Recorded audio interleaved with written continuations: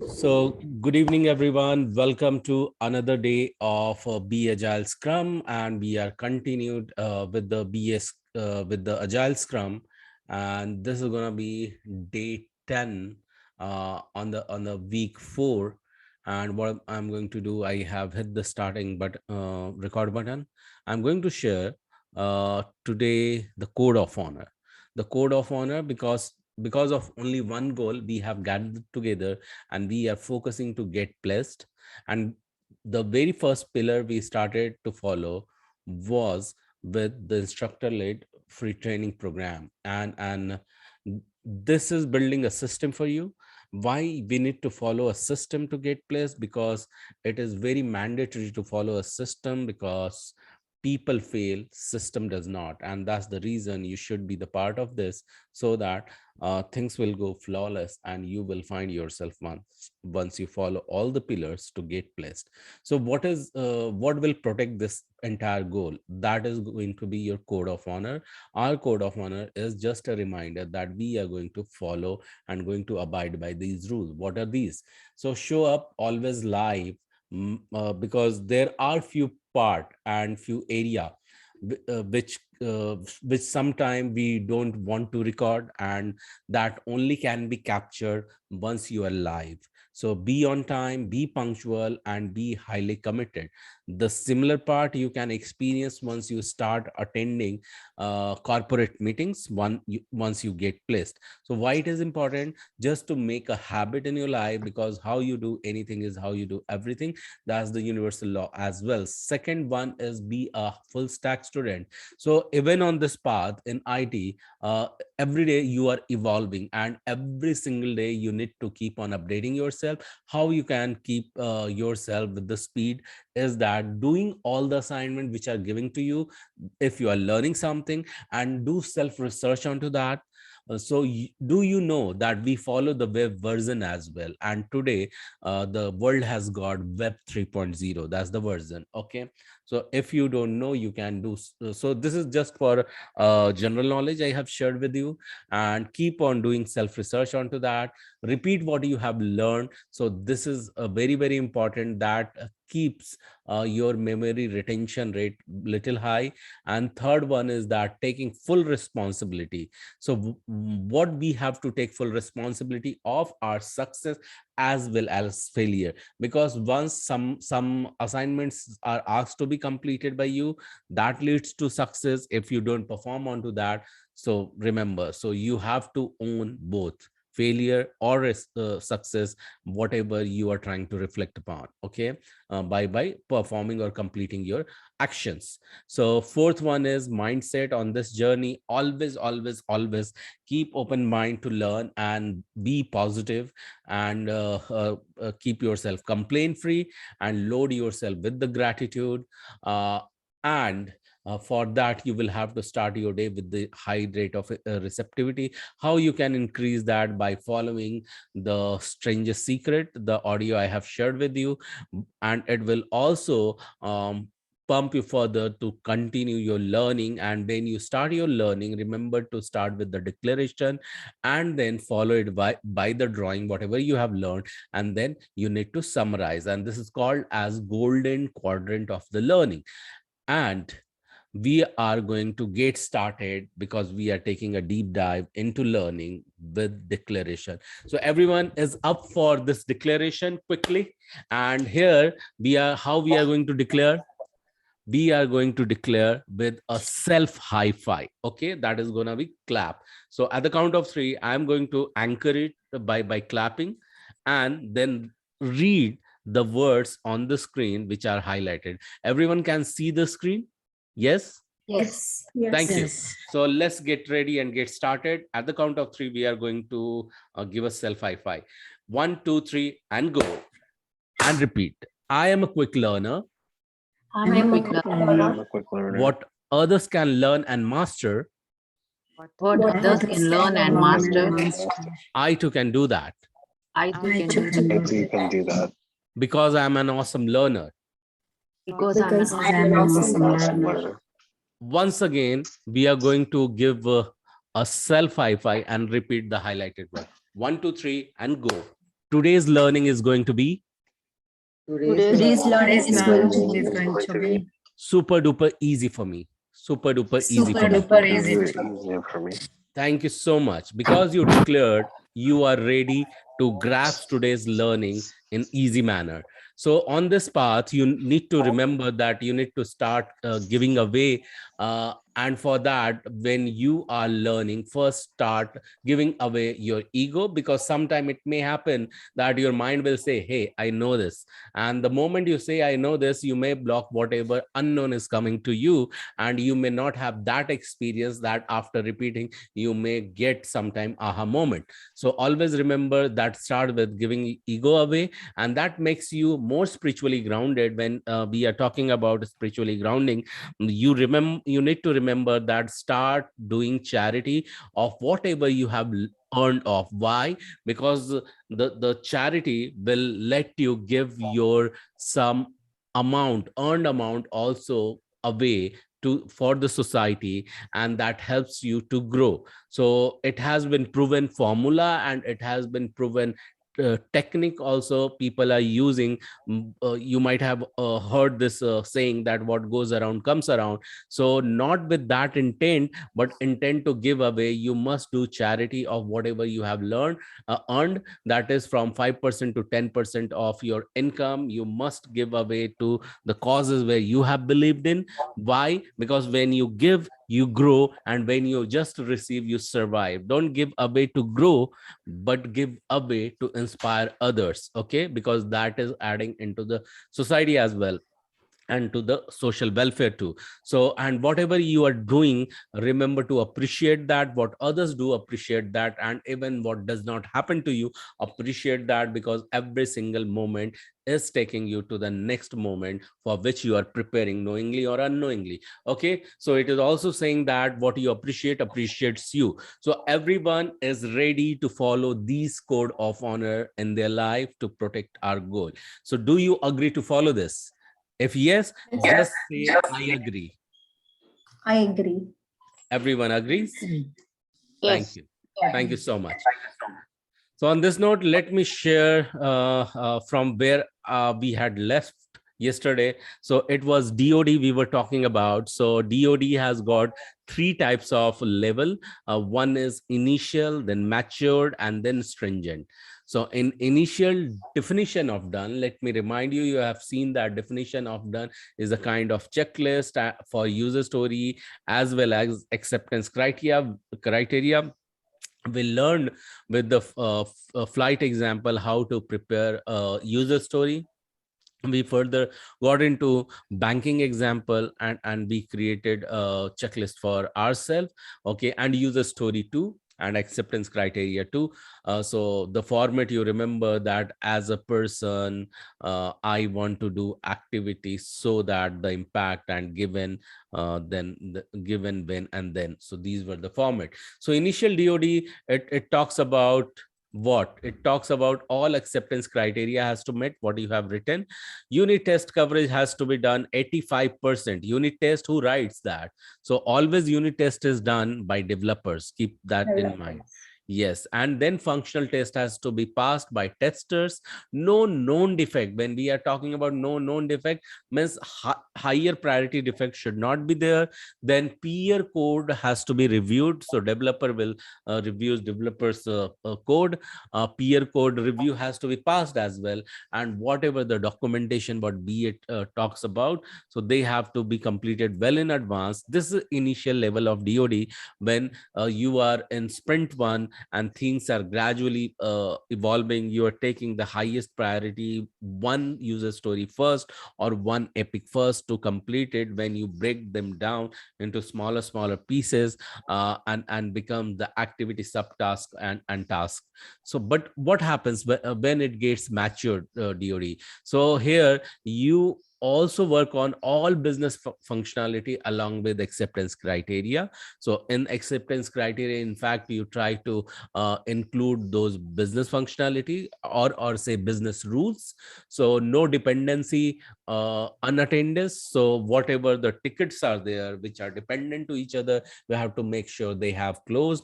And then again it follows the unit test coverage what developer has done. So 85% has been taken up from that particular sprint. No error on coding standard. Okay, technical debt is less than 5 days, subjective. So you remember what is technical debt. So for beyond 5 days, all the technical debt has to be removed from the code, and these are unattended and unwanted, unnecessary code comments and line or piece of lines in the code itself. Those has to be removed, otherwise unnecessary, it makes the software or product or that particular sprint a bit heavy. So we have to take care of that. Maintainability index for the module code has to be greater than 90. So it should not be again and again that okay, so I think everyone can see the screen and a PowerPoint slide is visible for everyone. Yes. Okay, thank you. So we are also talking about functional test and automation. Okay, so functional test can be completed through automation scripts. So that has 75% of coverage. All those functional tests has been passed and no known defects. Again, when we are talking about no known defect, so higher priority defects should not be there. So only few cosmetic defects will do, on which the product can be shipped for the next sprint. So all the documentation has completed for this particular sprint, and then this is called as mature DoD. So these are the checklist, okay, which you must follow as a product owner, that yeah, the team has followed this standard. All business functionality and acceptance criteria has made. So no dependency, unattended, that is no ticket is lying down or depending upon others to be closed. So make sure all them have been taken care. Integration test has been passed by a test team. Unit test coverage that developers do. So I'm quoting again and again so that you will remember until your subconscious mind, so that even I will shake you up from the sleep and you should be able to say that, well, unit test coverage is done by developers. Yeah, 85% should be done maximum, and following stringent DoD. So yeah, and then no error in coding standard. Technical date should be lesser than 5 days. And that's again subjective. Maintainability code for the module should be greater than 90. Technical, rather, technical lead will be responsible for this. Functional test automation or testing team will automate 75% of the testing and make sure that those functional test has been passed. Regression test has been passed. If a penetration testing, load test, or performance test are to be done, those tests have been passed and no known defects are there. So that is means of high priority. If we can ship with the cosmetic one, and that is going beyond sprint, we can definitely convey that these are known defects. So uh, so generally we practice that no known defects should go. And because if you are knowing and you are knowing that within the sprint you can complete them, do complete them. Sometimes people decide to defer few tickets, few defects to the next sprint because they don't become that much of higher priority. So that time decisions are taken. So and that's the reason when you ship the product along with some document that how to use it, you also ship some quality gate document apart from your business document, that on these criteria things has been passed and these things are known or unknown. And remember that those part become the compliance documents. So those are updated. Regulatory requirement is completed. UAT approved means user acceptance testing has been approved. So we were talking yesterday about that. So what we are going to talk today, So I'm going to reshare my screen for you. Okay. So you remember, so here we had left last. That was yesterday. Everyone remember that? If not, still you can take the screenshot of this and remember to follow. Or you can refer this in the recording as well.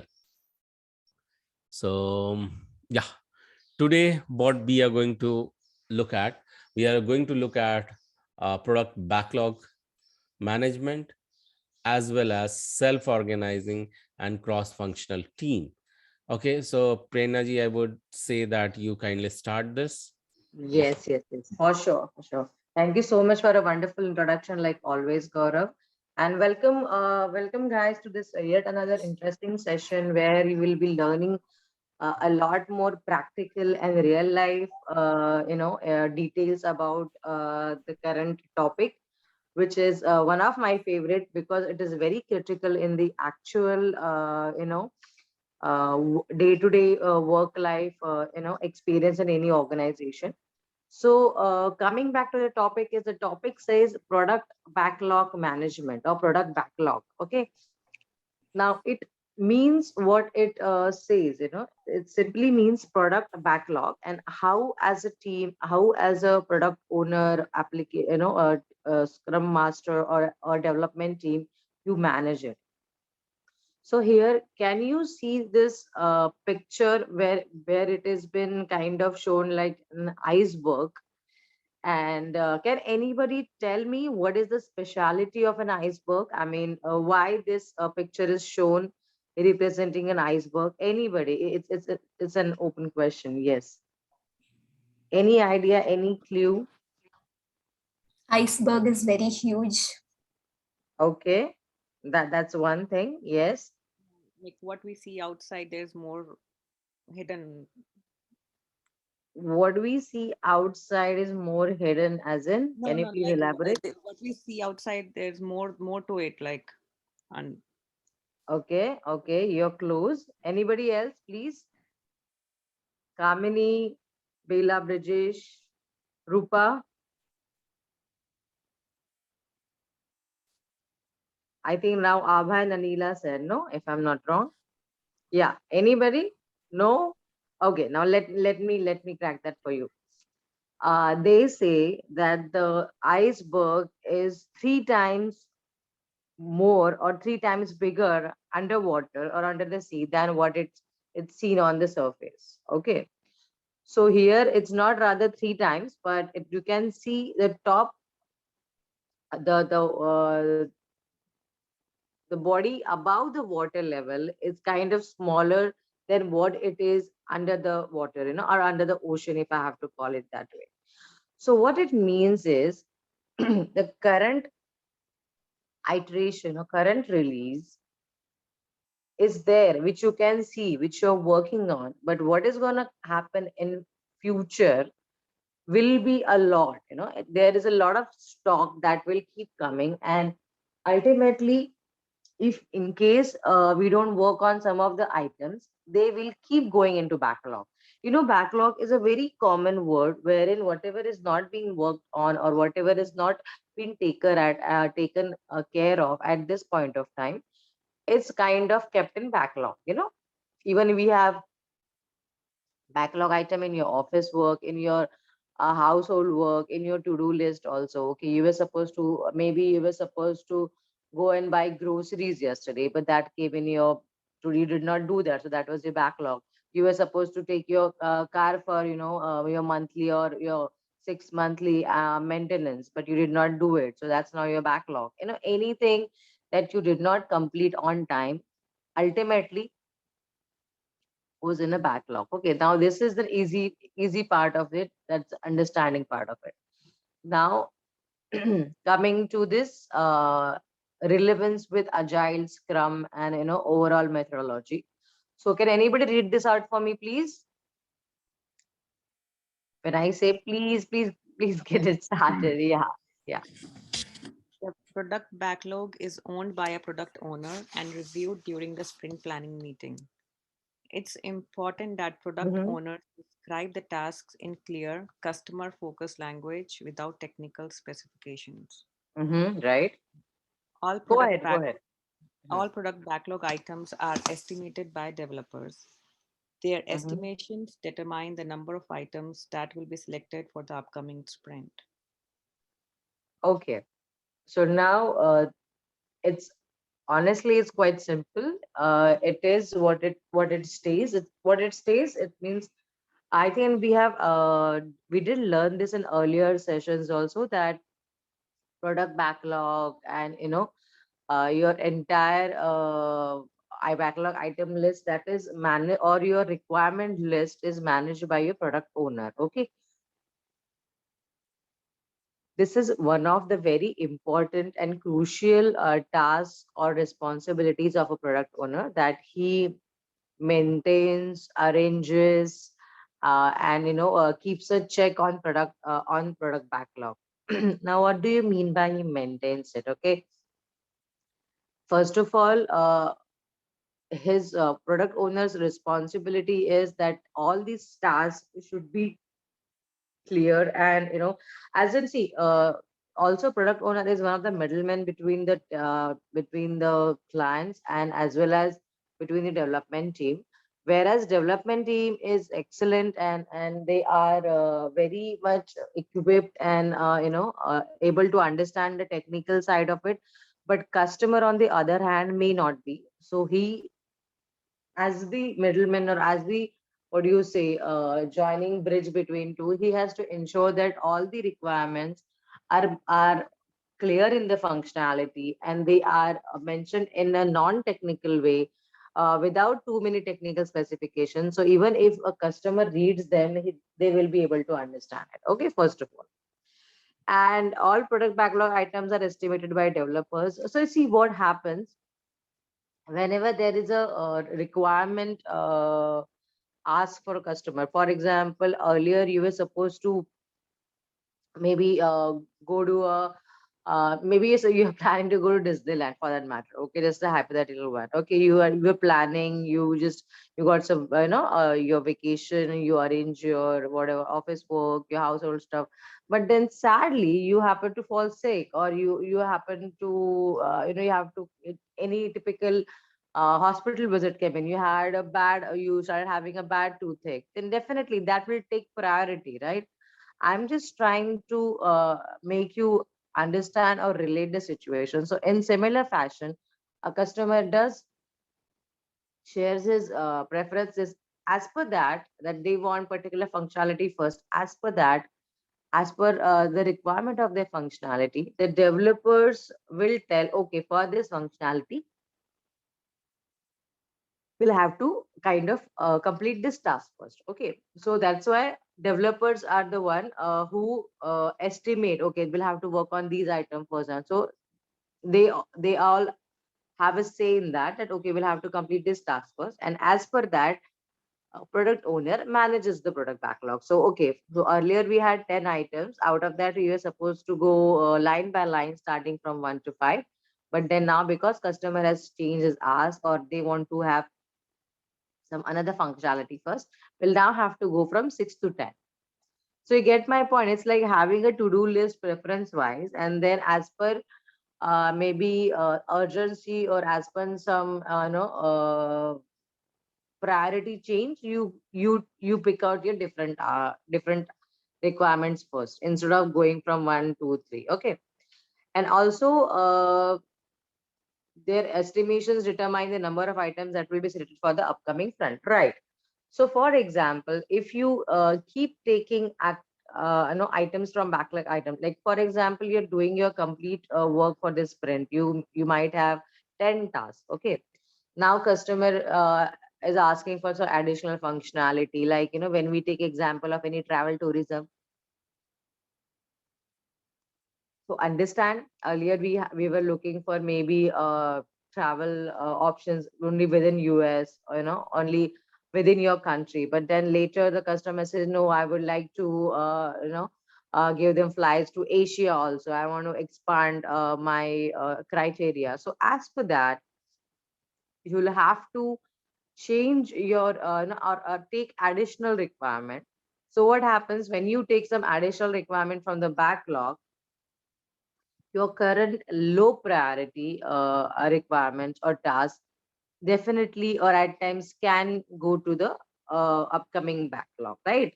For example, if you're capable of doing 10 things in a day and there was something pending from yesterday which is of good priority, which is a decent priority, then you'll take up that. So out of today's 10 tasks, one task or two tasks will be pending because you worked on the earlier task, right? So this is just try to correlate all these all these technicalities or all these concepts to your real life. How you manage your day-to-day work, how you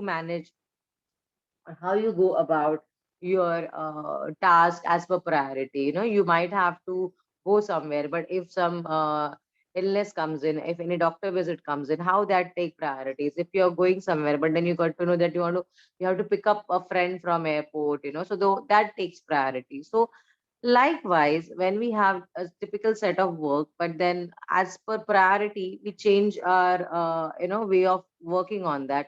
Same fashion, product backlog management is handled. Okay.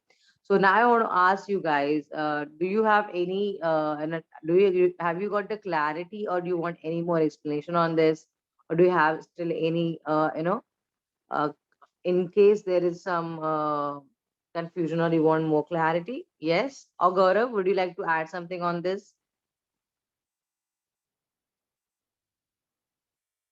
Hello. Yes. Anybody?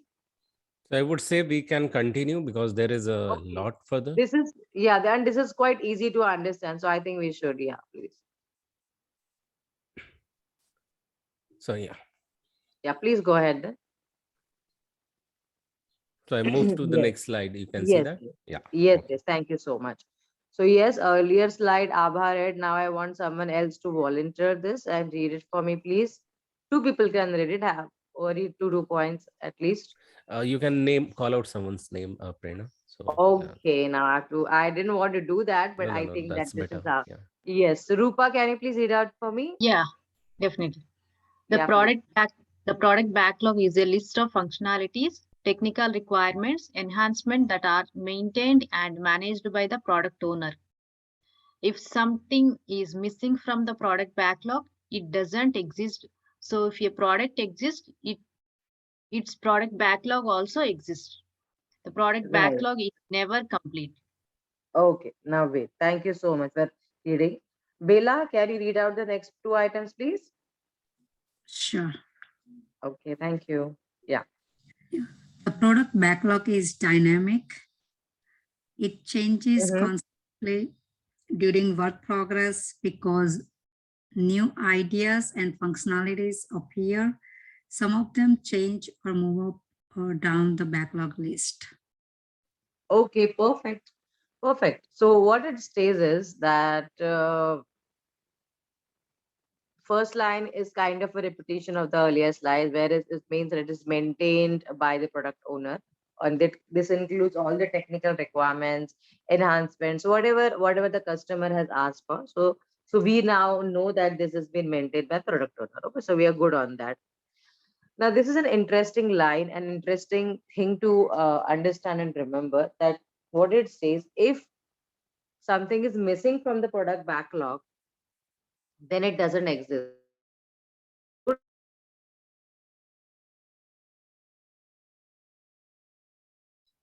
I think Prerna ji, you are breaking.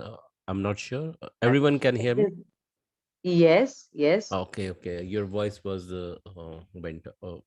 Means Is it it? was not audible. Yeah. Yeah, okay, I'll start my mobile data also. I was on Wi-Fi maybe. Okay, am I audible now, Gaurav? Yes, yes, yes, yes. Okay. So I was just saying, if you want to work on a particular task, then it has to be a part of product backlog. We team, agile team, scrum team only work on the items which are mentioned in the product backlog. So try to remember that. Anybody, if tomorrow in an actual scenario you're working on something and that is not a part of product backlog, you'll have to raise a question, or you'll have to mention that, hey, we have to include this in a product backlog, or why are we working on this particular item which is not a part of product backlog. Okay, this generally doesn't happen. I'm just sharing from understanding purpose.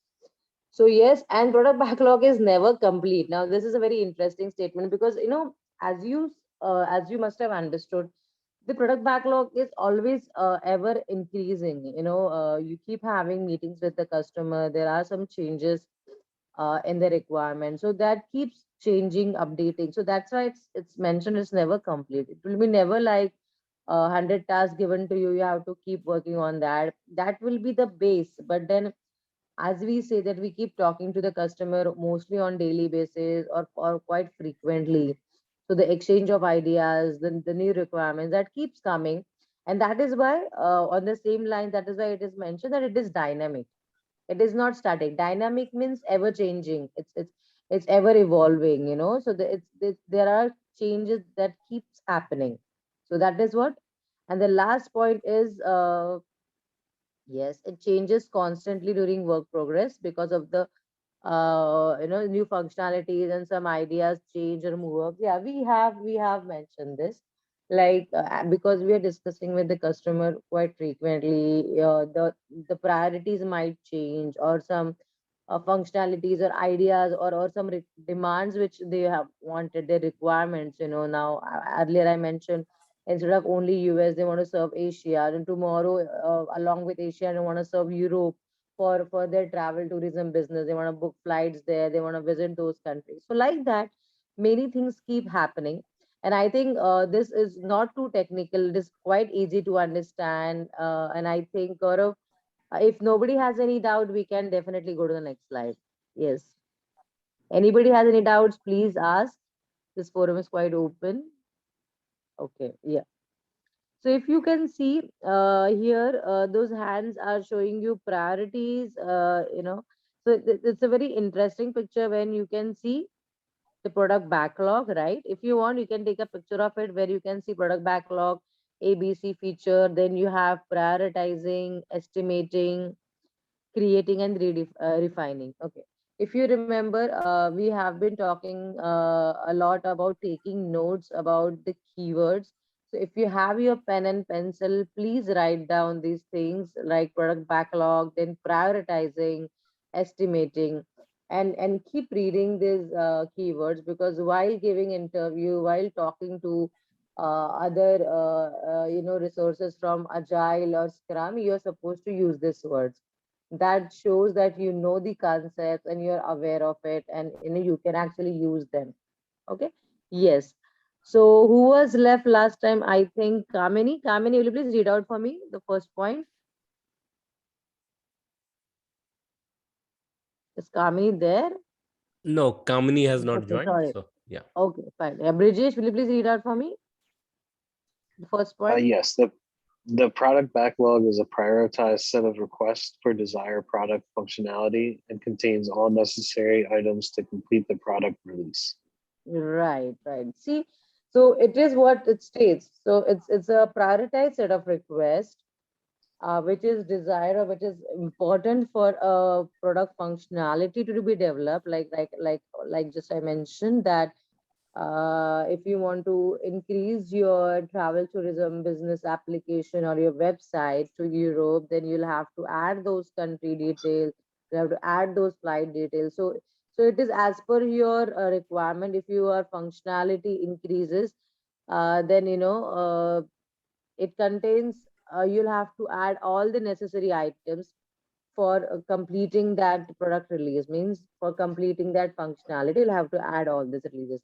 So it's basically explaining the similar things in a little more technical terms, or little more relevant terms to the industry. So it simply means a product backlog has line items which are kept as per priorities, which we have seen prioritizing. And also it al- it contains all the items which are necessary or for that product release. So for that particular functionality to be developed, all the line items which are necessary, those are mentioned in the product backlog. Okay, it's quite simple and easy to understand. Yeah, Anila, will you please read out the last second point for me? Yeah, sure. The product backlog breaks down requests into a series of tasks for the development team and is an essential component to guide your agile development team. Perfect. Right. I mean, and you really read quite well as well. So it's easy to understand. So product backlog breaks down a request into a series of tasks. So considering this example of having this travel tourism till Europe, so what we can do? Okay, we can start with the name of the countries where we want to serve the an art trip. Okay, what after the name of the countries? Okay, what are the flights? What are the what tourist places? So once you get a task, you break down the task into the kind of line items or kind of tasks which the development team can work on, right? So first you create that, and this is an important or essential component in agile. So this means whatever important or prioritized tasks are, breaking them down and giving them to your development team for work, it is very essential because these are ultimately the requirements or the tasks which the team works on. So again, kind of coming back to the understanding that it is really a very easy concept if you correlate this with your real life scenario, like how you do your day-to-day work as per priorities. Same way, similar fashion, even agile team works on that. So I think we are good on this as well because this is a little bit repetitive as well as easy to understand. It doesn't matter if anybody has any questions, we can definitely take. Or I assume, I mean, I actually consider this is quite apart from if you compare with other, some of the topics, this one is quite easy to understand. Yes, Gaurav, can we go to the next slide, please? Okay, so this is, we have tips for product owners on product backlog management. So yes, now who'll read out? Abha, will you please start? Okay. As a product owner, you are responsible for product backlog management to Mm-hmm. maximize the value of the product. Okay, The okay, product go ahead. backlog is the single source of truth which contains all the work to be done on the product. Mm-hmm, right, You will have to make some choices about what to build first and what to build later, but also what to build and what not to build. right, The main tool to manage the product and gain predictability is the backlog. But if it grows uncontrollably, the value it provides diminishes. An unreasonably long backlog is a major pain point for many agile teams. right. Perfect. So these are one of the tips, some of the important tips and tricks which any product owner can remember, should remember rather.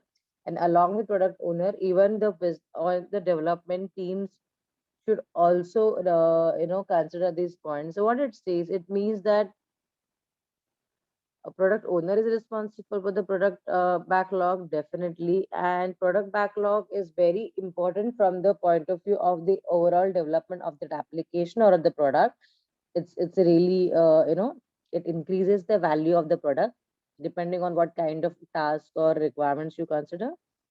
And by saying it's the single source of truth means the product backlog contains everything that you have to work on. So if you have any particular task, we have to ensure that it is a part of product backlog, that we will not be, development team will not entertain or will not consider any task which is not mentioned in the product backlog. So it is as simple as that. If you want to work on it, if your customer wants it, it better be, or it has to be in the product backlog. That's what it states. And also you have to prioritize, so the choice of what to build first and what to build later and what to build or what not to build, that simply means you have to prioritize which tasks you have to deliver first, and also at times which functionality to develop and which not to develop. Okay, if some of the requirements are not crucial and also they are not even required, so you can definitely, by talking to the customer, ensure that they are kind of removed from the product backlog because those are not essential. Okay. And the second is main tool to manage the product and gain predictability is the backlog. Means uh, if you want to get the entire information about your product features and how it looks and how the product is, you'll have to understand, or you have to look or go through about the product backlog, because that ultimately captures all the features that will be developed and created. Okay. And yes, we have to ensure that the product backlog is quite maintainable. If it grows or if you keep adding things to it without delivering or without completing them, then it's gonna be like a big thing that you might not be able to complete, and which is not what we are looking at. So it's better be manageable. You better have to keep revisiting it. You keep as a product owner, you'll keep checking the requirements and how it goes.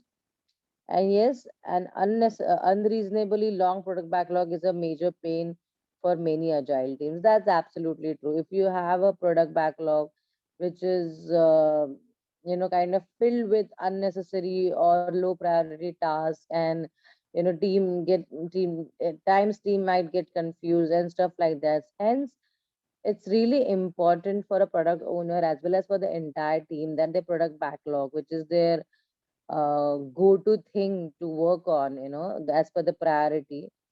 It has to be maintained properly. It should not have any redundant items. It should not have any low priority item at the top. So consider these all tips for you while working in any agile team.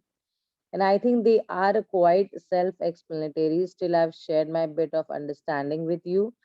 Anybody has any doubts, or if not, we can definitely move to the next slides. Gaurav, over to you if you wish to add anything on this.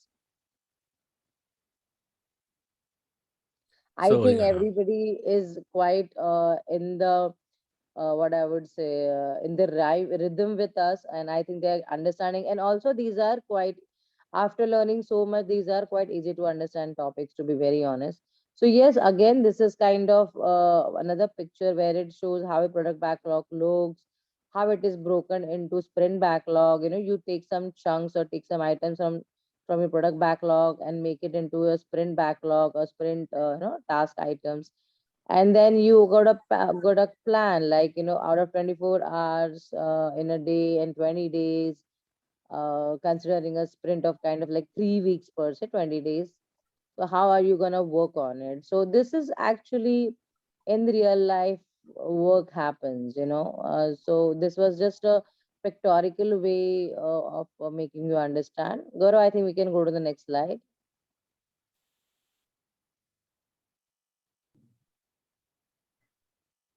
Yeah, Gaurav, can you hear me? Sorry, I was talking on mute. So I would just Okay. like to add over here once Yes, please. again. So the picture might quite sound simple, or whatever we have understood so far. It's all about only talking about product backlog. So I want to re-emphasize on one thing, that on the left hand side, the initial requirement, initial piles of all the requirement is called as product backlog item, also abbreviated as PBI. So remember, during interview, if you are asked about PBI, you should also always keep in mind that PBI is nothing but product backlog item. From there, things get prioritized in the sprint planning meeting, and so there you find the product backlog becomes the sprint backlog. Okay. And after sprint backlog is means after sprint backlog is discussed in sprint planning meeting, then the real work starts during the sprint. So the sprint can be maximum of 4 weeks, and minimum Okay. can be 1 week. So minimum can be 1 week, one sprint can be of, and maximum of 4 weeks. And every single day for 10 to 15 minutes, you must have the scrum call, which is also called as daily stand-up meeting, where everyone stands up literally if it is face-to-face meeting, if means remote meetings are there, the camera has to be switched on, and this is the entire scrum process we follow. And once the you think or the team thinks the things are ready, then it gets reviewed by the client, and we call it as a sprint review meeting. And then once client accepts that with all the changes, feedback is incorporated, things are shipped, and once it is shipped, before the next sprint planning meeting you get in, you have to make sure as a scrum master that sprint retrospective meeting has been done, where you reflect upon what went well and what did not, and if you want to take any learning into new sprint planning meetings, so that you can kick off that sprint once again. So this is just a summary, so I thought it will be great to add once again to keep you reminded of this entire sprint thing from product backlog. So yeah, I'm moving to the next slide. Back to you, Prerna. Thank you so much for giving this insights, Gaurav. Yes, and these are some of the more tips which are quite easy to understand. I'll just brush it through. So set priorities. Yes, we have already discussed on that. It has to be prioritized. Product backlog needs to be prioritized. Keep the product backlog manageable. Definitely, yes.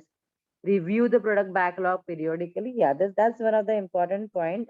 As the sprint goes, in between during the sprint review times, we'll have to ensure that we go through the product backlog, understand what is the current state we are in, which are items we need to take, how to go ahead. Then keep items you are not ready for off the backlog. So which items, as we see, we have discussed this quite well, that things which you are not going to work on should not be a part of product backlog. So yes, do not do not add tasks unless you plan to do them soon. Yeah, so that's actually a practical one. If you are not planning to work on any something soon or ever, please do not add them. That will be just lying there in the backlog, and you're not going to take any action on that. Always prioritize. Yes, yes, yes. So imagine there is so much of focus on the priority part, because it is essential when you are working towards delivery. You just can't take any random item and start working on it. So you'll always have to prioritize. Stick to one product backlog. Now, this is one important point wherein many a times a product owner, less times though, but at times there's a practice when product owner have multiple product backlog, and it really adds to the confusion in case of their absence or overall. So better you always have single product backlog. And yes, you don't have to do it all yourself and review the timeline. That means it is not that every time you'll have to go through the entire list and study the backlog, but it simply means you'll have to check the priority as per the current sprint and as per the current client requirement and work on that. And review the timeline means, if your project is for 6 months, and if you have say around measurable tasks which we will be able to complete, then it is good. But if you feel that the product backlog is ever growing, increasing, you might have to step back and talk to your customer, or think it through, talk to a development team, scrum master, and work on it and make it manageable. So yes, I think we have a lot, we have discussed and learned a lot on product backlog management. And if you consider, or if you kind of analyze or understand it from a real life point of view, it's very much understanding, and it is very much realistic as a concept and as a way of work also. Yes, Gaurav, I think this was quite easy to grasp. We can go to next slide.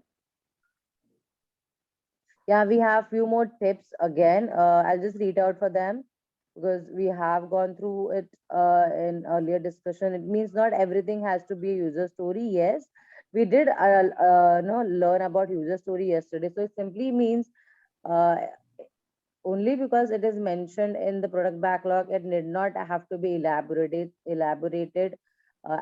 You have to consider as per the priority.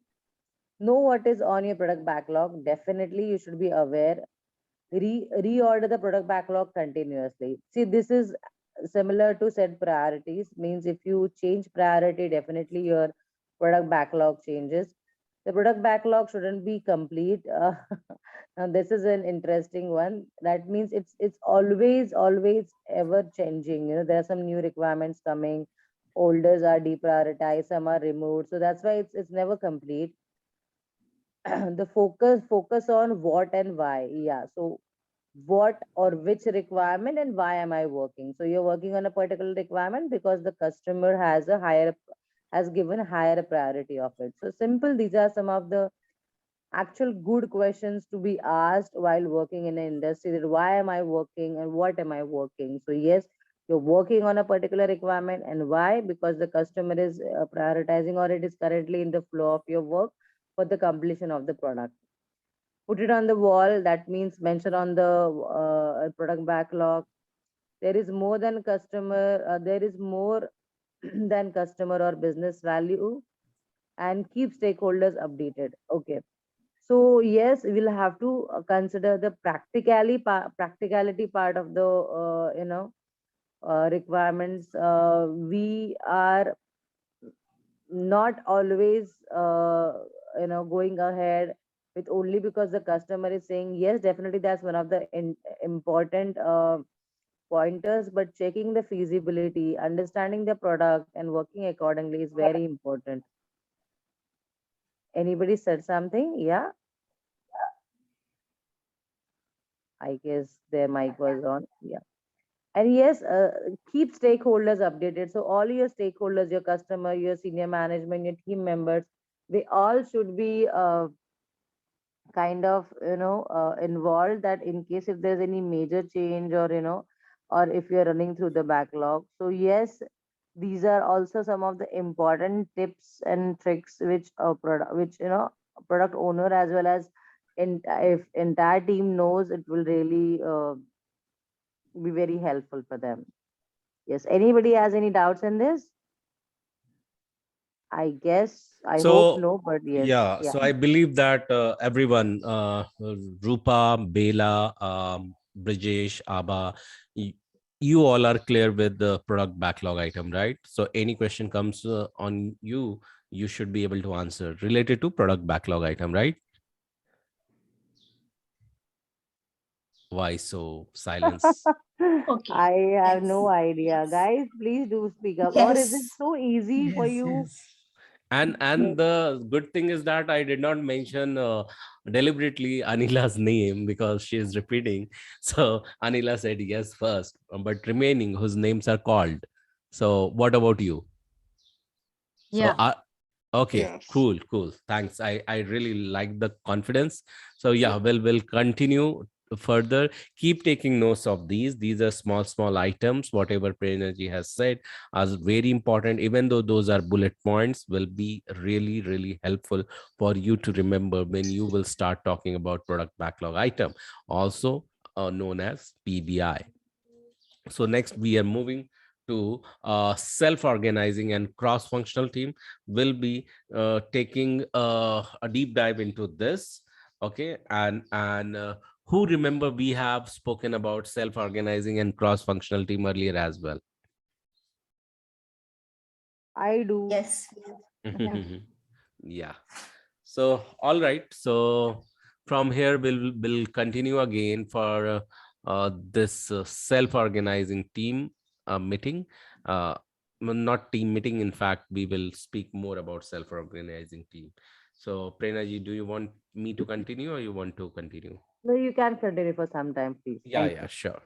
So a self-organizing team is one that does not depend on wait for a manager to assign the work. So remember always when we are talking about self-organizing team, it also shows the leadership quality, okay, where you are proactive already.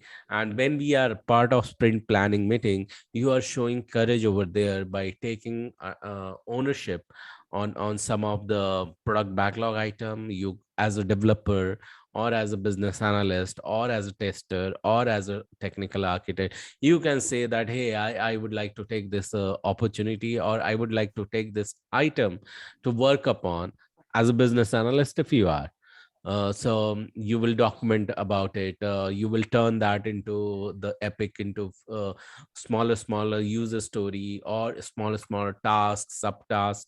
So it's not only the user story, you have to break it down further. Okay, so remember that it has to be a final action item for the uh, developer or the development team to work upon. So for that, you don't need any manager to assist you, or to command you. Instead, these teams find their own work and manage the associated responsibility and timelines. Just now I have explained. Were you able to follow, everyone? Rupa, Brijesh, Anila, and Abha and Bela? Yeah. Yes. Yeah, Yes, Yes. yes. thank you. So now we are talking about a self-organizing team over here, and the beautiful picture depicts that this is a part of a self-organizing team. Remember, this is also a cross-functional team. Team members from different functional side will be included, and of all the competency and domain knowledge, and they don't even depend on others outside the team, because they are domain expert as well. So if you are going, you are from healthcare, you know what happens exactly in the healthcare industry. So when given the opportunity to work as a business analyst in healthcare industry, now you know the system, now you know how to think, and how to utilize your wisdom of healthcare industry into IT. So you are well aware of that, because you have the knowledge of, a sprint backlog item, or product backlog item. So how a bigger healthcare industry work, so when they launch something, so what kind of a means life cycle they undergo. So these things, if you are aware, you know that when a new product is in the healthcare industry coming up, so how you can take it up even as a product owner, and write customers goal in an epic manner, and write multiple goals, and keep it ready. That becomes the product backlog item, and you are ready enough to discuss couple of them, those epics, inside a sprint planning meeting. Okay, so that is one thing. A cross functional team is a group of people with different functional expertise working toward a common goal. Now we have a tester, we have developer, we have business analyst, we have technical architect, we have DevOps team. All those team members are ready, but our one goal is there, that we have to deliver one piece of work which client has given to us. So everyone is aware of the final goal. So this is what exactly it means when we are talking about cross-functional and self-organizing team. And here are few bullet point I want everyone to remember this. And for cross-functional team, they are highly motivated and they generate most value. You need to remember, when you are working, you are not working just to finish your 8 hours or whatever is given to you. You have to keep on adding the value. You will be paid off. Let me ask you this thing: how many of you are listening to the audio track Earl Nightingale daily? So if you are not listening to that, keep listening to that. But now give me the answer. How many of you have listened to this track completely 40 minutes at least once? Who has? Which I- track? The audio track we keep on talking about, the Earl Nightingale Strangest Secret. Yes, I have. Okay, Yes, I cool. did it.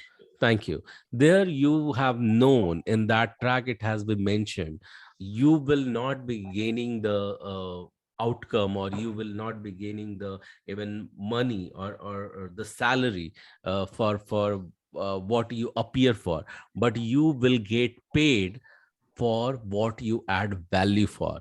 So in that audio track, it has been emphasized that what is the importance of adding value for what you work. Okay, so this is highly means quoted requirement. So always remember that this is all about adding the value in your team. So the term self-organizing has been interpreted in a variety of ways. A self-organizing team does not need a manager, as we have spoken. A self-organizing team even does not need a project manager. A self-organizing team forms itself without any outside interference. Okay, people come, people initiates, people nominate themselves, and they become the part of this self-organizing team, and they are not responsible to answer anyone because they are talented enough, they are smart enough, and they have the ownership quality. Their work works, and whatever activity they have done, so that reflects in the project management tool, and from there product owner can take all the update. Okay, so that if he needs to create a WSR, weekly status report, he can simply pass it to whom he can or she can pass it to client. Okay, so everyone follows whatever I have said. Importance of being self-organizing and cross-functional, highly motivated, and adding most value is the key. Yeah, thanks. So let's move further and see in this what is happening, how we have got a pool of a different members. They've slightly slides and becomes a self-organizing team, and they are from a different function. Their head says that, okay, the piece of puzzle distributed and discreted, they come together and get organized. So this is what it is talking about, that cross-functional team has access to all the skill necessary to effectively deliver the value to customer. Ultimately, we are not just we are not only just shipping one piece of product, we are adding value to that. Okay, so that keep that in mind, that we have to keep adding value. Code of honor, we in none of the course you will listen that people talk about code of honor.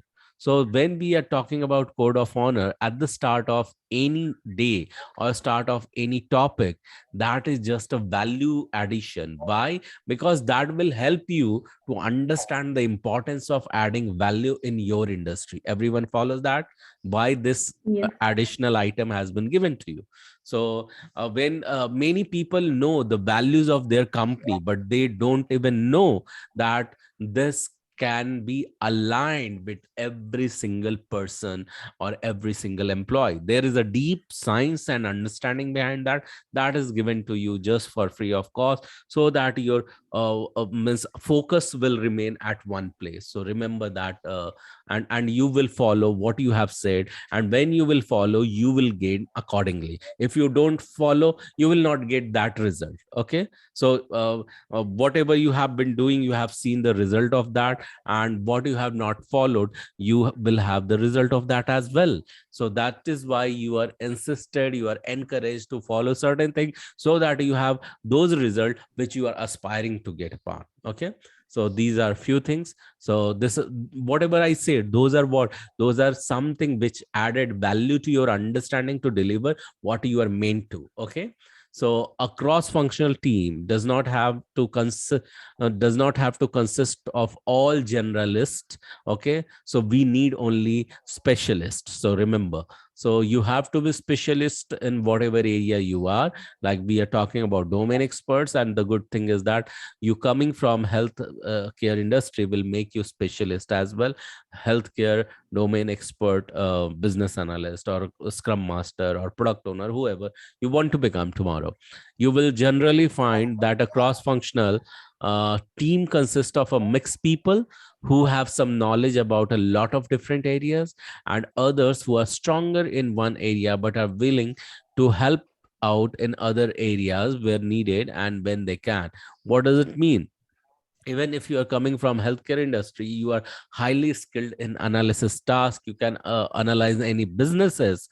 Tomorrow, if you are given a chance to work for a website which is a shopping website, your analytical skill will be able to help you to get into this particular domain, which is supply chain as well.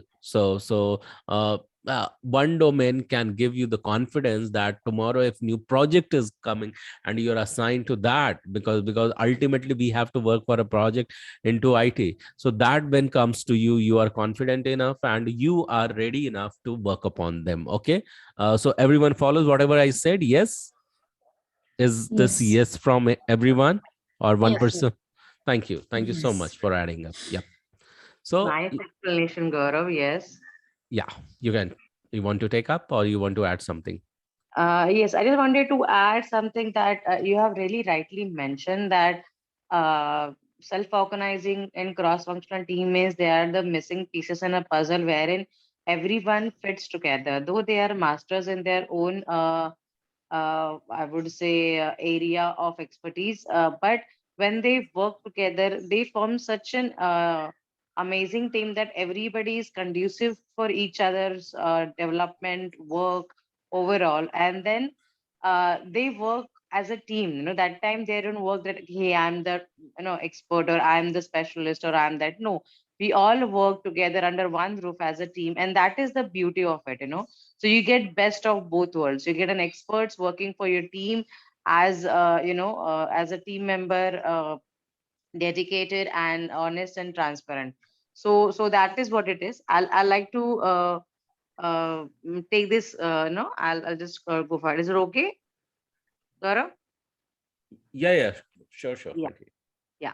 So what it says is it has access to all the skills necessary to effectively deliver the customer. So as we mentioned earlier, all these first of all, you all know that it is mentioned that we have to consider all the resources who are technically strong, who are experts. So yes, they are aligned with the technology and functionality what we're going to work on.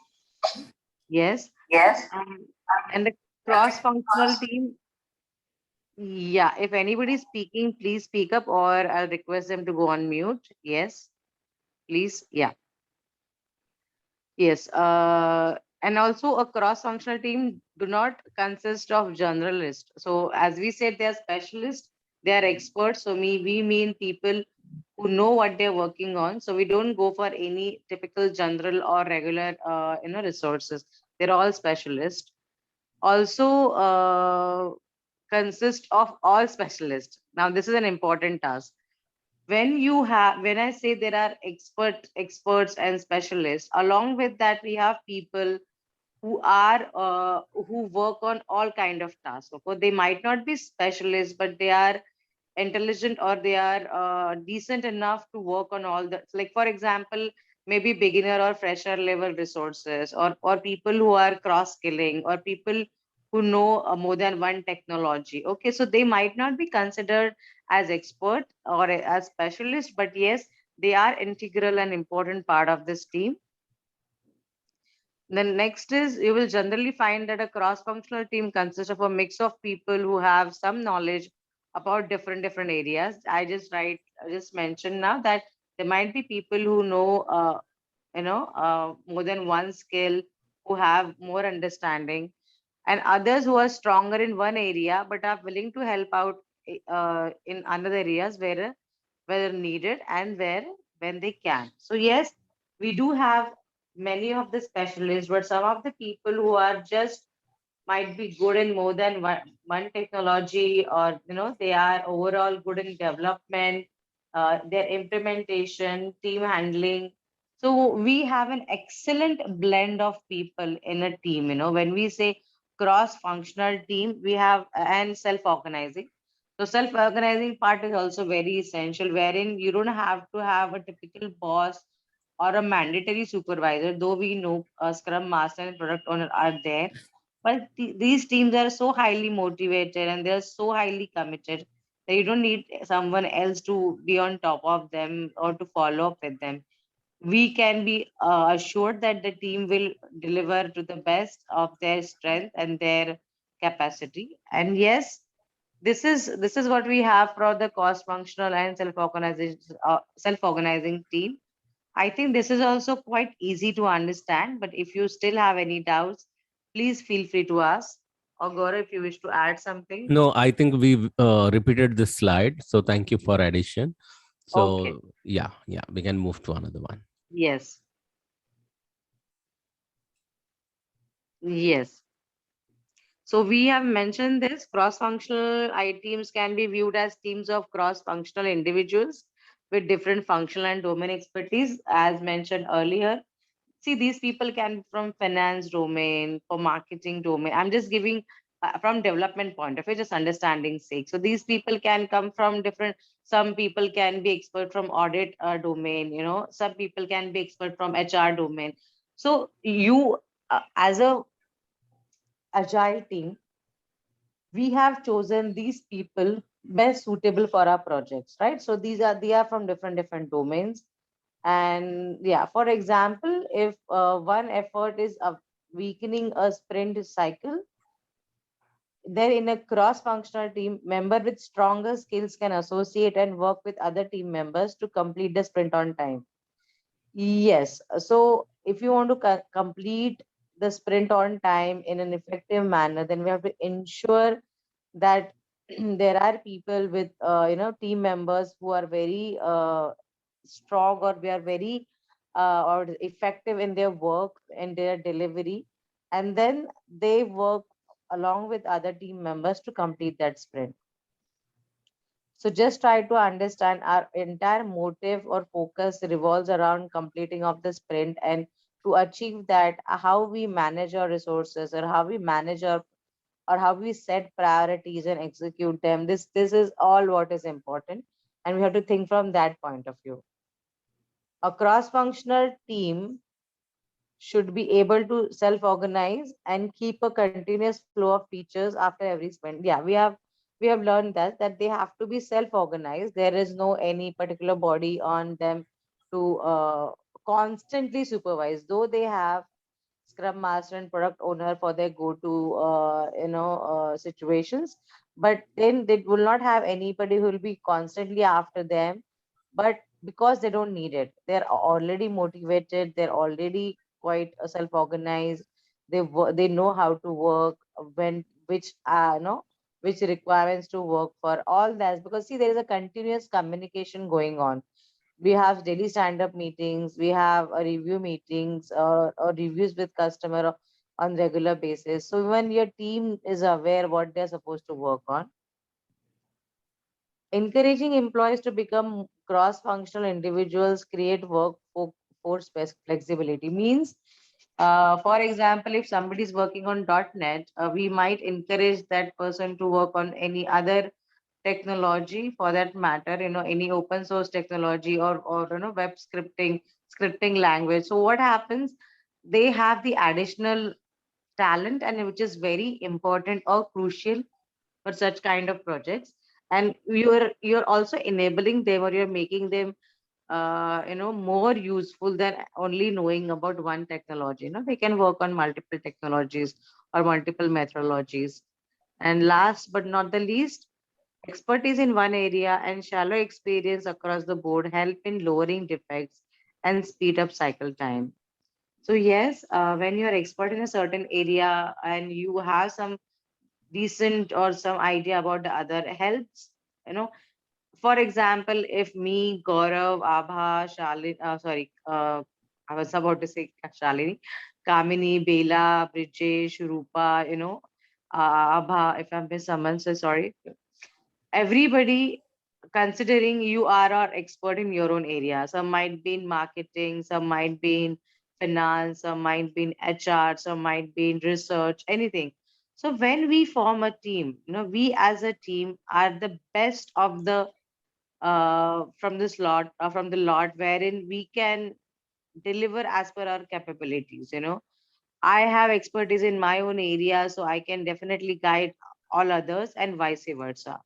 So try to understand, when we have really such highly skilled people in your team, your overall product delivery and goal achievement tends to become smooth.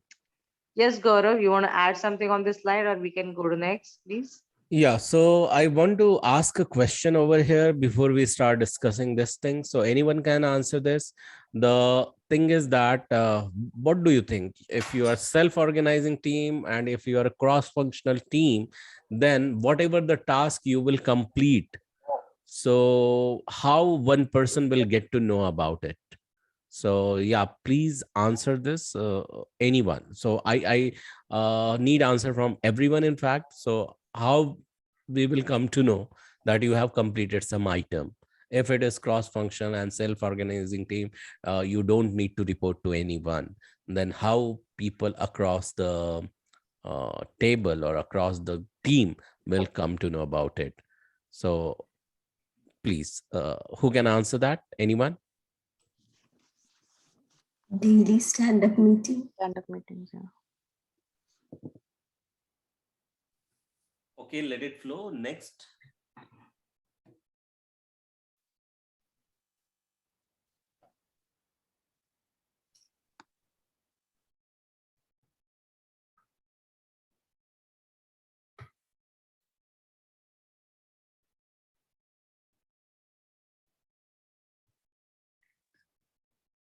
Hello. I'm Hello. waiting for the answer. Oh, Daily Okay, stand-up okay, meeting. yeah. Okay. Daily Scrum, that's a good one. Another one. So Stand-up what meeting, else? the daily stand-up meeting. Okay, yeah, that's what.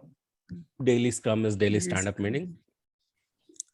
The important point is that you need to keep on updating on your task in whatever status they are. I have showed in one tool that Jira. was Jira. Yeah. Mhm. So like Jira, you will have the access either to Trello or Monday.com, whatever the tool you would be using and whatever the company you are in working. So there you need to keep on updating the status of the work you have done. So never ever forget to do that. Otherwise, what will happen? You have known that you have self-organizing team, you don't need to report it. But remember, always product owner has the responsibility to make sure things are moving to green. And if you have made things to go green, then you need to keep on updating your tasks so that every team member will be. Sometime what is going to happen that not always product owner will be the part of daily stand-up meeting, and that's the reason you need to keep updating your tickets. When I'm talking about the tickets, that means the tickets or the activities assigned to you inside the project management tool. Yeah, so this was what I wanted to ask and mention over here. So don't get missed on this, that if I am self-organizing and I'm cross-functional, I don't need to report anyone or any manager. Then even I don't update the tickets on my name, things will be okay. So this is your own core responsibility of doing it. So very, very, very high priority and critical thing I have shared with you right now. So yeah, Prernaji, back to you. So this slide we can discuss. Prernaji, you there? You want to talk on this? Oh, sorry, I was on mute. Okay, thanks. Yes. So yeah, how does it help? How does it help to function in a cross-functional and self-organizing team? So we'll have to reduce some kind of wastage. So see, we keep learning about what to do. It's also good to know what not to do. So yeah, what not to do means we have to avoid delays. Definitely, we'll have to avoid defects which are not to be taken up. Partially done work is a big no-no, wherein you'll have to finish every task to the end. Do not keep anything pending. Then paperwork. I think we have given enough discussion on this earlier, that though documentation is important, but excessive and unwanted documentation is a big no. Yeah, task switching is not considered great. Handoffs, giving your job to somebody else or kind of delegating unnecessary is not considered well. And extra feature, yes. We always say that we'll have to ensure that we'll know the customer is always comfortable or rather happy, so we can provide them some additional features. But in such case, when you already have very strict timelines and you're working as per customer priority, I think all these points which are mentioned here are good to know that they are not to be considered or they're not to be followed. Okay. So when till the time when we are focusing on what to do, please mention or jot down these points for things not to do. So we need to avoid delays and avoid being, excessive on paperwork or sharing your task or delegating your task for no reasons. So I think this is quite interesting and easy to understand, Gaurav. There is not much on this slide. If you want to add something, you can, or we can. No, you're right. So there is nothing much to add upon it. Yeah, we can move to next one. Yes.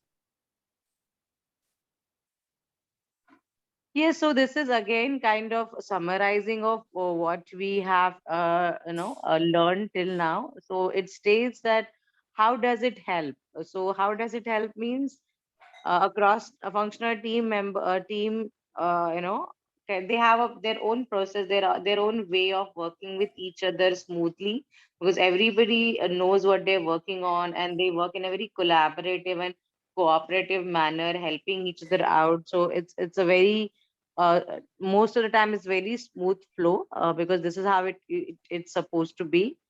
And the business domain experts in the team gives continuous feedback which helps shorten the cycle time and guide the team members when to stop overdosing on a feature, so that business value can be realized in a timely manner. Now this is a very important and interesting point, where as we have the experts from the all the domain, they keep sharing their feedback. Okay, we are done working on this feature. Now we don't have to overdo it, right? Like whenever we do something, like whenever we're going for a party, we dress up, we have your friends or your parents saying don't overdo it, like keep it simple, keep it nice, and what till to whatever is required. So as per that, many a times it tends to happen that while in the work, while working in the flow, you might want to add this feature and that feature to the functionality, but then it is not required. It will be a pure waste of time or energy. Yeah. So in that case, I think somebody's audio is yeah. So in that case, it's very important to check with your domain experts what is the feedback, what is their reaction, and then accordingly, we'll have to stick to what was to be developed and to be delivered. And yes, cross-functional teams are more productive than teams with similarly skilled people working on similar projects. This is quite understandable concept that if everybody is from same domain or same skill, mostly what all everybody knows is common, right? Because see, if you have 10 .NET developers or 10 Java developers, their knowledge more or less will be similar based on the basis of their experience and their exposure. But then if you have somebody from JavaScript, from JScript, from other technologies, some open source technologies, from person from database, person from networking. So that really adds the zing or adds that interesting situation wherein we have people from different parts of the development cycle, or not cycle as in development background, and that way they can share their knowledge and work together in a more productive way. So yes, Gaurav, this is from my side on this. You want to add something? And yes, this is now I really like this picture a lot because it really gives you a better view of how cross-functional teams see.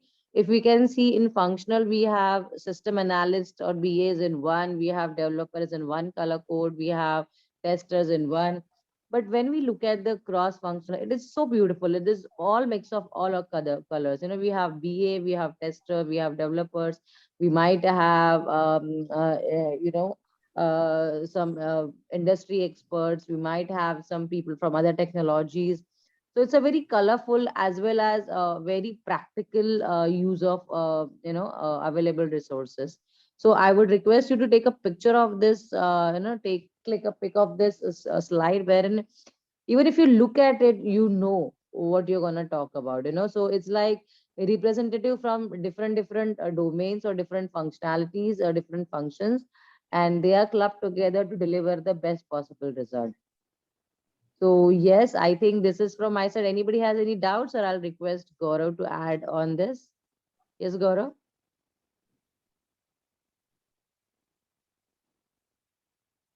Yeah, Gaurav? Yeah, sorry, I was speaking on mute once again. So yeah, so nothing much over here to add separately, but yeah, remember when we are talking and you are working as a product owner, so always this is the time you have to, or this is the point you have to remember, that it's your duty that in your team all the cross functional team has to be available. How you will make sure that sometime what happens, there is a pool resource. Okay, pool resource means, say for example, you need a one business analyst, or you need one developer and one tester. Okay, so for that, generally means this is something which is not part of this syllabus, but I'm just sharing for the sake of your knowledge, that you will have to approach to the pool manager, or we also call them sometime as a practice head. So there is a center of excellence from where you can borrow some expert, and these pool manager, they bill you. Okay, and then the project is built. So this is how billings will work, but you need to remember you are taking experts, or functional team member from somewhere. Okay, and they are borrowing them for some period of time to complete few sprints. So that you have to remember. Do you have any question around this? If you have any question, please ask. Otherwise, we will move and we will continue further. Yeah. So any question around it? No. I'll take it as no and would like to continue. So I'm resharing my screen now. So now what we are going to do is that we are going to share some important fact with you. In fact, we are getting into the planning mode. Okay, planning mode means what? Planning and estimation we have to understand, and this is almost touching the what you call the final day of Agile Scrum. So not final day, but yeah, second last day, you can see. So let me share the screen itself and bring the slide for you. Okay, so what we have discussed so far. All right, we have discussed this one. I'm just going to close this. Okay, and let me open that. Yeah, so we are into agile planning and estimation. We are continuing over here.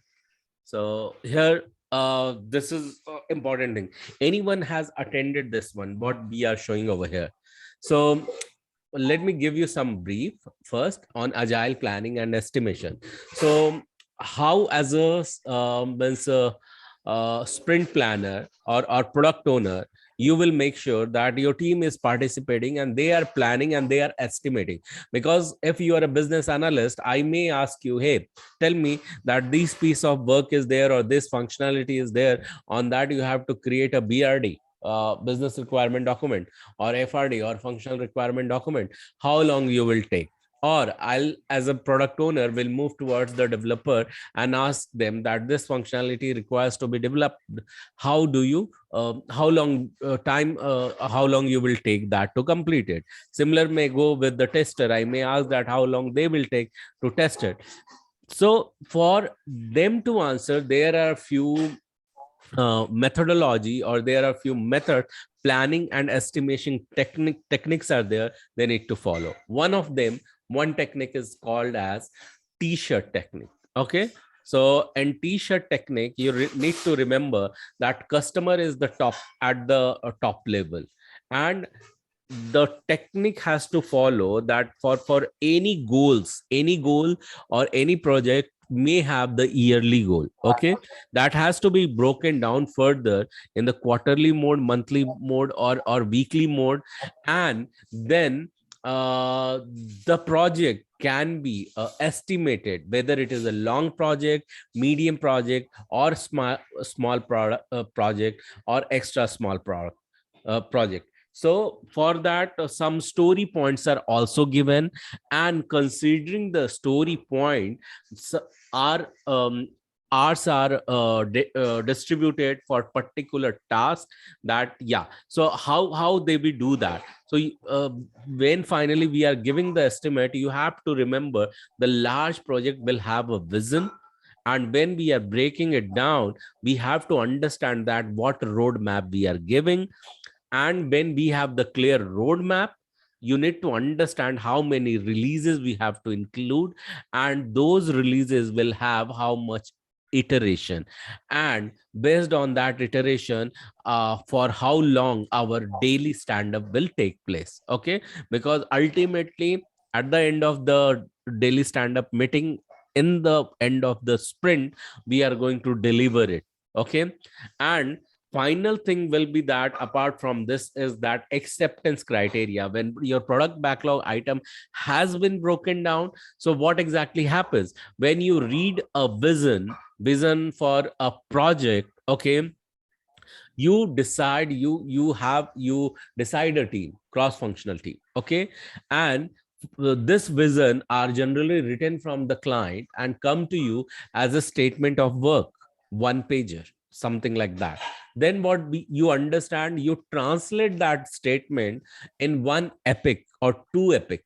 Okay, and it can be multiple epics, because one epic is in a goal itself, because you are breaking down the bigger goal in the smaller goal. Okay, and there you create a feature and epic in your project management system. Further, here the product owner's basic responsibility is over when it comes to breaking down those vision. And then business analyst job will be that he will make sure that every epic will have a proper user stories, and those have been distributed into task. And here scrum master role will come into the picture. He will make sure that things are basically getting managed properly in the releases. That too means in the project management system, and tickets are moving accordingly, and accordingly iteration are presented inside the project management tool. Okay, and acceptance criteria is written against every user story. So if you are particularly following the user story, now we will getting into more detail that what are all our like a story point techniques are there, or t-shirt techniques are there, or planning pokers are there. We are getting into the details of it. Okay, so let me share the next slide. What you see here is all about vision. Let me try to how one vision can be captured. So what you see on the screen, let me present it. In fact, the slideshow mode, so that I can read and talk about this 5 level of agile planning. So everything starts with the vision, then further that is broken down into roadmap, then release planning, and then iteration planning, and then daily planning. So in daily planning, 3 items you remember that we discussed, that what is blocking me, what you have done yesterday, what you are doing today. Yeah, and also for stories, in stories you have to remember the definition of done, the task you have to remember, and the effort, how long it will take. So against every user story and task, the estimate you can log. Okay, and if you have logged the estimate, so if you are working daily on that, you can daily log your time spent as well. So remember, these are the few important things. And in iteration, we will be ready with the team capacity, and the stories, and the priorities, and the size, and the estimation and definition of done. In the iteration, things will be known to you. And in the releases, we are knowing the date and the features which will be ready to set to release, and the objective you want to achieve, and then the development approach. So here you are knowing what will be the exit criteria of that release, and on project level you are knowing that what you are going to do, who all are there involved in it, and why you are doing, and when you have to complete it, and if you have any constraints and an assumption, everything you are quoting. Okay, but the vision, how it has to be written, that is to be known very, very well. So how you generally quote any vision? The simplest way to capture your vision is to use the elevator pitch format from Geoffrey Moore's template from Crossing the Chasm. So this is how you can take a screenshot of that. So any vision can be quoted like this for target customers. Say for example, for book readers whose statement of the need of the opportunity, who loves to read the newly launched novella, okay, or who love to read the book from author this, just for example. The product name is a product category. Now let me more focus on this from healthcare industry. So for patients who wants to get cured from particular, say for example, some particular disease or disorder, who wants to get cured from thyroid, the product name, say for example, the name of the product is Thyronorm, is a product category of thyroxine. That key benefit means that controls the or that balances the hormone in human body, compelling reason to buy. It gives the immediate result just within 7 days. Unlike here, you can quote the competitive alternative, like apart from Thyronorm, there will be a different thyroxine, some another product. Just say for example, so unlike the thyroxine, our product, then statement of primary differentiation, our new product, for example, Thyrocure, makes makes the difference of giving the result just within 3 days, and does not even take 7 days. So what you have done using this particular method, you have clearly tried to explaining or elaborating the vision behind one product which is coming into the market in the healthcare industry. I just on the fly took one example and stated one vision. So accordingly, you can keep that in mind if you are going to be product owner. So yeah, Prerna, if you would like to take the roadmap, we will discuss in further detail. Yeah. Yes, yes. Can you please, yeah, share the. So the roadmap basically means what it states, that it is a map towards where you're going, as a company, as a product, as a vision. So it means it's a vision published and accepted by all the team members, the entire organization or entire department. The roadmap will serve as the next building block to ensure alignment to the original vision. So it simply means if you want to reach some place, you follow Google Maps or you follow a particular maps. The same way, if you want to reach to a particular point in your organizational goals, so you have to follow the roadmap. The roadmap is meant to be used as a tool to organize high level pieces of the product, and these can be business features or architectural components, and these must be understood in terms of their values and dependencies. So it simply means if you want to achieve any kind of, I would say, goals, after a certain point of time, maybe you have a 5-year plan or 2-year plan, whatever, your organization is into, or as per their planning phase. To achieve that, what should your roadmap should do? For example, if I have a company and my goal is to make automated cars. Okay, automated cars, self-driving auto, what Tesla is, I think, doing or trying, or I think to an achieved to an level. So in that scenario, what would be my roadmap? My roadmap would be design some basic cars for their automated driving test, design cars with some special features. So it will be a step-by-step process. There will be a roadmap. How am I going about it? First, what would be the first? There will be basic feature. Then second, there will be speed control, traffic control or accident alertness, whatnot. There can be any things, right? So similar way, when there is a goal, like say sprint goal or or ultimate delivery of the product, how do you reach that? Reaching towards that, having that road mapped in your mind and on paper as a process is very important. And this is what a roadmap does to any organization or team, that provides a vision, provides a path, a route to reach towards our goal. So it's a very important concept, both professionally and personally.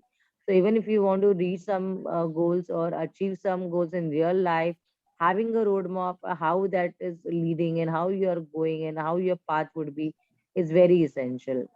Yes, Gaurav, this is what I wanted to explain on this slide. If you wish to add something, please go ahead. You're on mute, Gaurav, I think. Yeah. So roadmap is important, and sometime you get smaller project as well, and the vision is of 3 months only, and then you need to define a roadmap, okay, with monthly plan, and monthly plan there for every single transition and every single releases you are showcasing the plan. In fact, let's understand better for releases, that instead of writing detailed requirement for the entire roadmap, this next level of planning only focus on the upcoming release. Okay, upcoming release means understand that in a roadmap there could be a multiple release, but here we are just talking about the upcoming one, because we are focusing on one small roadmap. Okay, the immediate delivery, to be precise, we are talking about that. Okay, and that corresponds to a sometime quarter or whatever dimension used in your roadmap. The goal of the release is to produce a backlog of the work, so that is to be kept as a target in your mind, that we have to start working on the backlog item. And here, by working on the releases, you are making sure that you are heading towards the backlog of the work. And that is represented by a list of user story that are estimated, prioritized, and ordered. So then if you need to understand this release management cycle, this is the best example in the pictorial form, that starts with the management, then you plan that, then you schedule that, then you control that, and that has to be tested completely, and then it gets deployed on the final environment. So this was what about the release. Do you want to add anything, Prerna ji, for the release? No, I think I'm good. We have talked enough about this in earlier sessions also. Okay, So I think so we are good. Yeah. let me ask you, Abha, Bela, and Rupa, Anila, Brijesh, and whoever are there listening. So do you have any question? Did you get what exactly release means? How release is broken down from the vision, and then from the roadmap, and we have come to release, and we are finally heading towards the iteration. Are you following whatever we are speaking? Everyone, yes, Yes. from your end? Yes. And you would Yes. require to go through once again to this, and you would also require to do your own research. Okay, and since it is finding easy for you to understand, then make it more easier to understand. Okay, so I know that you can tell in your mind, yes, it was easy for me to understand, but always you need to make sure that it should come easiest for you when you start talking about it. Okay, let's understand iteration. We have spoken about this in multiple ways, that every iteration means what? we will have the set of user story, okay, and we are working on them. How we are defining them, we are planning them, we are testing them, we are deploying them, and then customer is accepting that, okay. And after accepting, means acceptance criteria has met, then we are giving it to customer to review it. So for every user story, same thing will be repeated. So an iterative approach simply means that the work is going to be in time box manner into a set length of a time, okay. So here I have given you small example of that, how user story is incremented. Once one story is done, that is incremented, then second one comes into, that is incremented, then third one comes into. So for one sprint you may have 15 user stories, just say for the example, okay, and how every single user story will be iterated, and then it will be released, okay. And once it is released, you are cross checking whether it is mapping with the roadmap or not, and accordingly the product owner can share the status report, whether we are following the plan accordingly or not, we are going heading towards green or not, or we are still amber, or we are red in the project. So that is what iteration is about. Now let's understand daily stand up. I think we have spoken about it, that you have to make sure that in daily stand up, you know the three things you have to speak up. You know what we discuss in stand up, but again, remember the user story and acceptance criteria, how it has been written in the system. When we are talking about the system, it means what? It means Jira. yeah, Jira and all. So this is how it is. So Jira or any, it could be Trello, or it can be what? It can be monday.com or anything. Yesterday we saw these format. As a user, I can do certain activities so that business value we can achieve, or as a who, I can do what, so that why we have to do something. Now here you see the acceptance criteria. It says that given, when, then, given initial context, when event occurs, and then ensure one outcome. So we have spent a really good time talking about user story and acceptance criteria yesterday. Everyone follows that? Yeah, you remember from yesterday? Yes. Okay, now we need to spend little bit of time on estimation, on that what all the STEM estimation techniques are there. So one is story sizing, poker planning, t-shirt, and dot weighting, and Delphi. So Delphi is experience based technique. So we will be talking about it in quick manner. So Prerna, do you want to take any one of them and want to explain, or should I continue?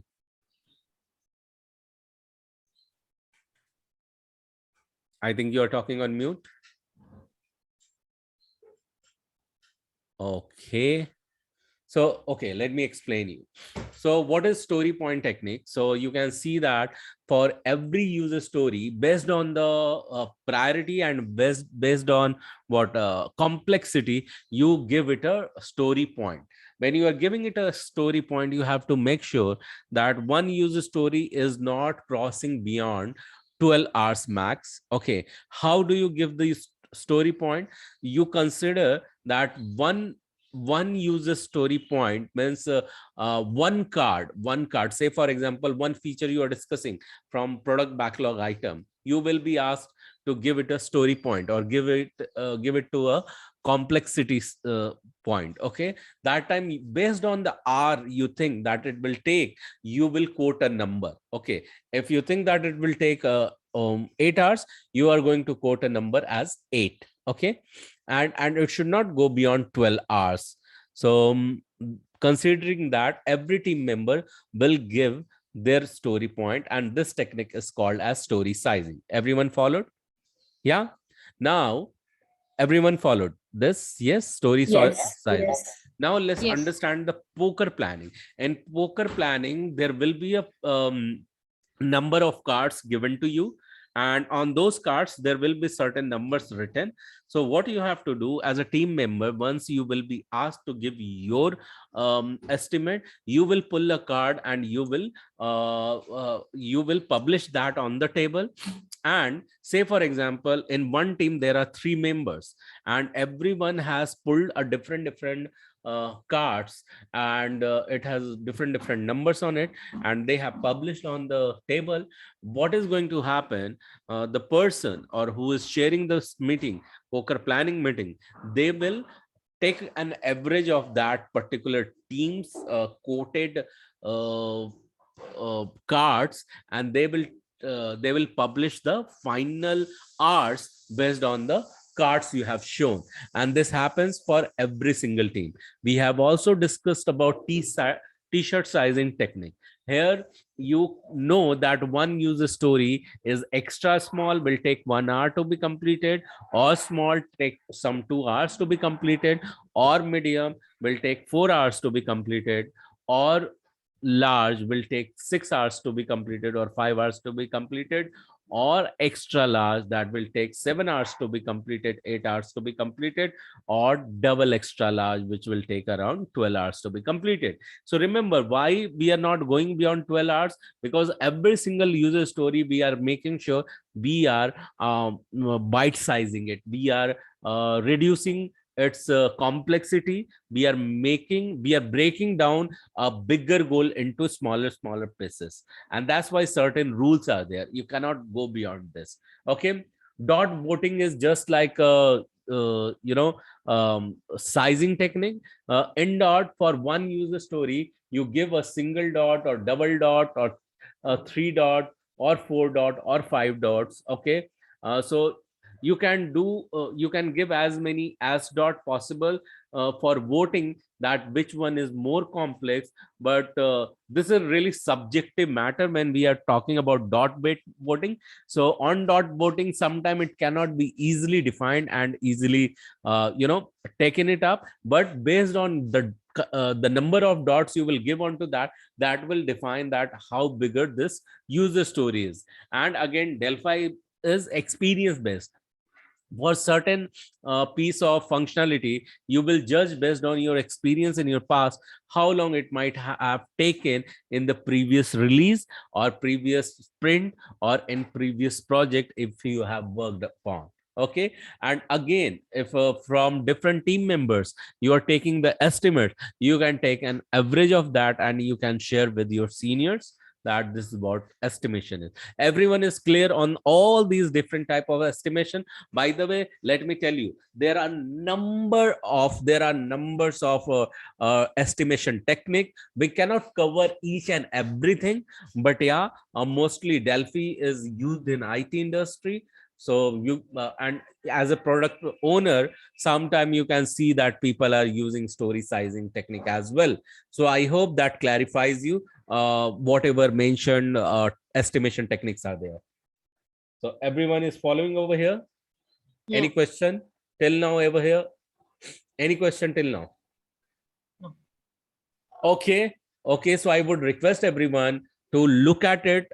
We tried simplifying the things and we tried asking your question whether you have understood it or not. So Prerna ji, do you have any question do you have anything to add over here?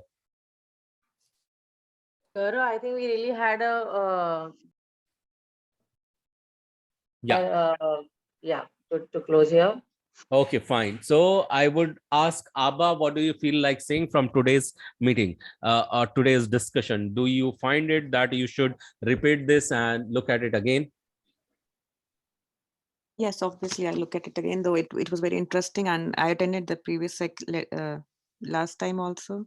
So it was a good summary again. Cool. Going Okay. through it again. Thank you, Abba. Call out someone's name on the screen, please. Anila. Anila, what do you feel like saying? Today's session was very interesting. For me also, it was, a revising time. So I will also look at it again. Okay, fine. Call out someone's name, Anila. Rupa. Rupa. Yeah, Rupa, what do you feel like saying? Today class is very interesting and I learned many points. So like product backlog, many things. I learned many things and I just want to listen one more time. Good. So call out someone's name on the screen, please. Brijesh. Brijesh, what do you feel like saying? Yeah, the session was very informative, and I definitely want to take a look at it again to Cool. repeat. Thanks, Brijesh. Call out someone's name on the screen. Bella. Bella, what do you feel like saying? It is interesting and I'm also revising, so it's should catch up on that. Cool. So, yeah, Bella, call out. Yeah, Prerna. Yes, thank you so much. So definitely today's session is pretty informative. All these things explains are actually used in industry. You work on them day in, day out. So please do revisit the session. And thank you so much. Over to you, Gaurav. Yeah, thank you so much. So I want to quote over here. Thank you for your participation and please do the assignments. We are expecting from you that you will publish your summary. If you are not publishing, so see, sometime you might be repeating few things, but still you can improve your previous summary. These are your opportunity. These are your opportunity to appear in front of recruiters sometime, because once your some small summary is really liked and it is really worth sharing, we can share with the recruiters. Okay, at any point of time, you never know when you will be in the list and you will get interviewed, so be prepared about it. So Anila, you can stay back and rest can drop. Thank you so much for everyone's time. And Prerna, you can also stay. Good night. Good night. Yes.